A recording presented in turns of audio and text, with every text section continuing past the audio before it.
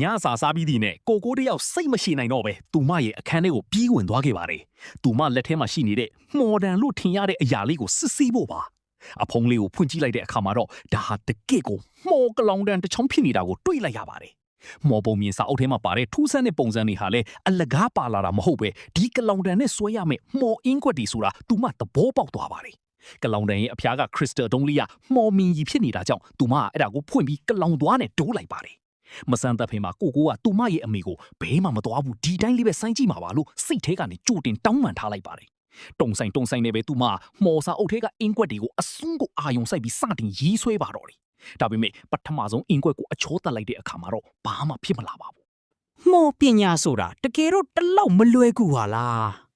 ကိုစိတ်ပြက်လက်ပြက်နဲ့ဇပွဲပေါ်ခေါင်းမောက်အိတ်လိုက်တဲ့အချိန်မှာတော့သူမရဲ့ကလောင်တန်ကနေမှော်မင်းကြီးတစက်ဟာအင်းကွက်ပေါ်ကိုအမှတ်မထင်စီးကျသွားပါတယ်။အဲ့ဒီနောက်မှာတော့တခန်းလုံးတောက်ပတဲ့အလင်းတန်းတွေမိရှုမိပန်းလေးတွေလိုဖျားထွက်လာပြီးမှော်အတဟာအသက်ဝင်လာပါတော့တယ်။တယောက်အရန်ကိုဝမ်းသာအားရဖြစ်ပြီးအခန်းထဲမှာပျော်မြူးနေမိပေမဲ့တစ်ဖက်မှာလည်းဒါကိုစွန့်ဝတ်တက်တင်စရာတိသွားရင်စိတ်ဆိုးမလားဆိုပြီးစိုးရင်စိတ်လေးလည်းဝင်လာပါတယ်။ဟာနောက်ထပ်အင်းကွက်တစ်ခုကိုထပ်မံဆန်းတက်ပြန်ပါတယ်။ဒီတစ်ခါမှာတော့မီးတုပ်တွေထွက်လာတာကြောင့်သူမလန့်ဖြန့်ပြီးအမြန်ငိမ့်လိုက်ရပါတယ်။သူမဟာမော်အင်းကွက်တွေကိုဆွဲရင်းနဲ့ပညာတစ်ခုရပါတယ်။အင်းကွက်ကကြီးလေလေမော်အစွမ်းကပိုပြင်းထန်လေဖြစ်ပြီးတေးတတ်ဆွဲလေလေမော်ကကြားရှိခန့်လေပါပဲ။သူမဟာမော်အင်းကွက်တွေကိုပိုပြီးတိကျတိုးတက်စေဖို့အတွက်စာအုပ်ပေါ်မှာစက်ကူတင်ပြီးလိုက်ကူဖို့ဆုံးဖြတ်လိုက်ပါတယ်။အဲ့ဒီအချိန်မှာတော့တောအုပ်ထဲမှာစခန်းချနေတဲ့ gift free တယောက်ကိုပြောပြခဲ့တဲ့မော်စာအုပ်အကြောင်းကိုစဉ်းစားရင်တခုခုမှားနေပြီဆိုတာရုတ်တရက်သဘောပေါက်သွားပါတယ်။ကိုကစာအုပ်ထဲကအခက်ဆုံးအင်းကွက်တစ်ခုကိုအချောတက်လိုက်တဲ့အချိန်မှာပဲ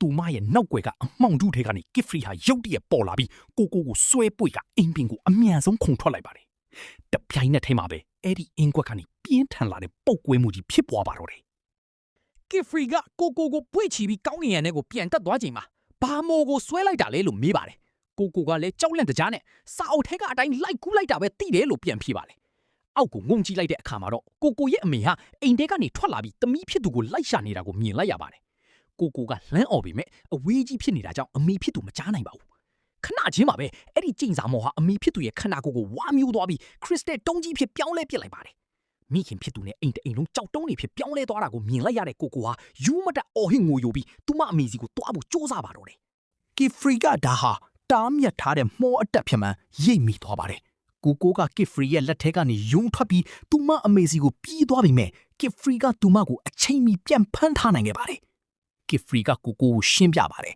။မောပညာဆိုတာမင်းကြီးနဲ့အင်းကွက်ရှိရင်ဘသူမဆိုသုံးလို့ရတယ်။ဒါကြောင့်လေဒါကိုလျှို့ဝှက်ချက်အနေနဲ့ထိမ့်သိမ်းခဲ့ရတာ။အခုနင်ကဒီလျှို့ဝှက်ချက်ကိုသိသားပြီဆိုတော့ငါနင့်ရဲ့မှတ်ဉာဏ်တွေကိုဖျက်ပစ်ရလိမ့်မယ်။ကိုဟာတုံလှုပ်သွားပြီးမှတ်ဉာဏ်တွေကိုဖျက်လိုက်ရင်အမိတ်ကိုဘယ်လိုမှကေးနိုင်မှာမဟုတ်တော့ဘူးလို့တောင်းပန်ရှာပါတယ်